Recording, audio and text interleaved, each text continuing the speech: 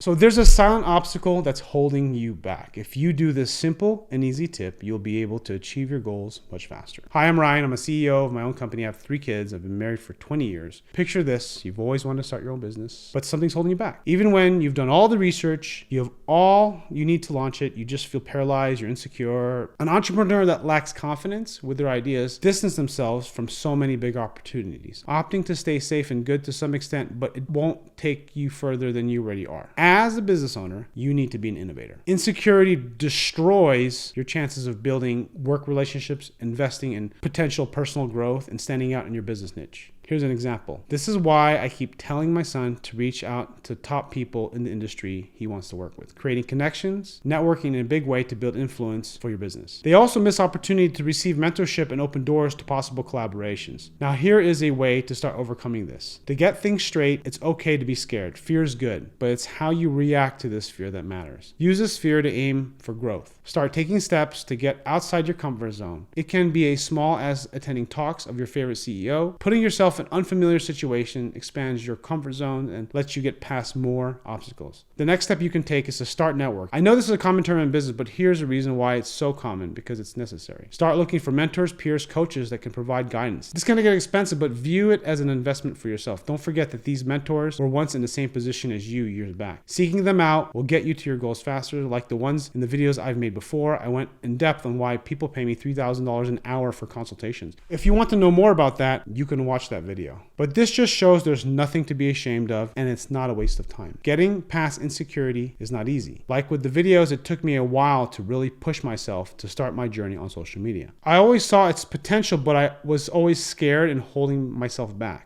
Now I have a team that helps produce this content that you're currently watching, and I'm providing value to those in need of what my content has to offer. So insecurity is one of those things that just never go away. You're gonna always feel self-conscious. If you just happen to be one of those people that can just talk, just live your emotion on your sleeve, it's very difficult. Like a lot of the reason why people can talk on camera and they can go and talk to people in social settings has a lot more to do with just having courage. That's why people drink alcohol. It's not, they use that as a crutch to get them to go out and network. I mean, it has its pros and cons. I'm not an advocate. I don't really drink. The thing to consider and remember is that like everyone is feeling insecure. They're feeling something uncomfortable. It doesn't matter how much money you make. It doesn't matter what socioeconomics you are. There's always this feeling of self-consciousness. We're afraid of being embarrassed. Like in every single culture, the sensitivity for what is considered embarrassment is different. You have to remember that this embarrassment that people have isn't everybody. The thing is that you just have to learn to let go of it. You have to learn to become fearless. You have to have the courage. And a lot of it just has to do with just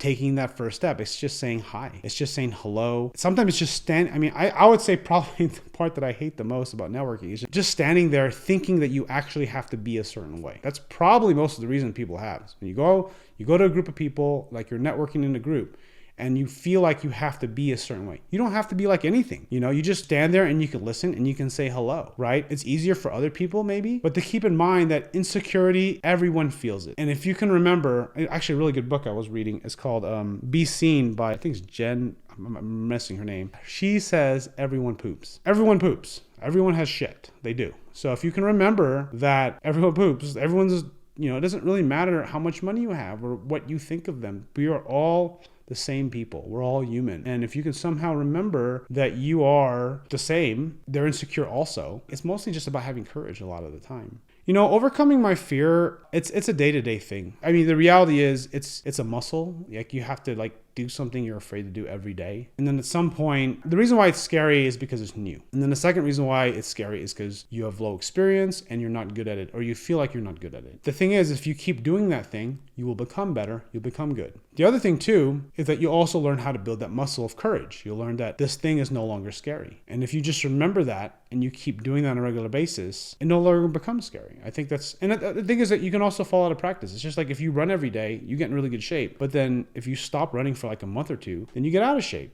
It's the same exact thing. Like the fear of being able to make yourself uncomfortable and push yourself into discomfort. I think that if you can do something you're afraid to do every day, you're legitimately afraid to do. And it doesn't have to be like you're facing like some sort of a phobia. It could just be something that's like maybe scale from 1 to 10, 10 being like an incredible phobia. It could be something that you're afraid of at a level 3 or 4. So there's 0 fear and then there's like level 3 or 4. For me, that would be something like just posting something on Facebook. Like, okay, here's something I posted that I was somewhat afraid to post, right? I had this one experience before where I had walked into women's restroom. And I remember walking into the women's restroom, I was probably like 10, or maybe I was like 13. And anyways, I walked in there and then everyone was just looking at me. And I was wondering why they were looking at me. And then I realized they were all women. That happened. Ever since then, what I do now, when I go into a restroom, a public restroom, I check to see if there are urinals. Because if there are urinals, it means, standing urinals, it means that I'm in the men's restroom. And here's another thing too. I was in Mexico when this happened. Those little symbols of the people, they're men and women. Sometimes they're hard to tell if they're a man or a woman. You know, I think there was like a little cutout. It was supposed to be like a scarf, but you can't really tell, you know, so I just walked in. But then when I walked in, it kind of had like a couch in there, and then it just didn't seem like a men's restroom. And it wasn't a men's restroom.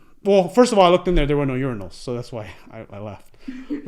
Right. So that's what happened, right?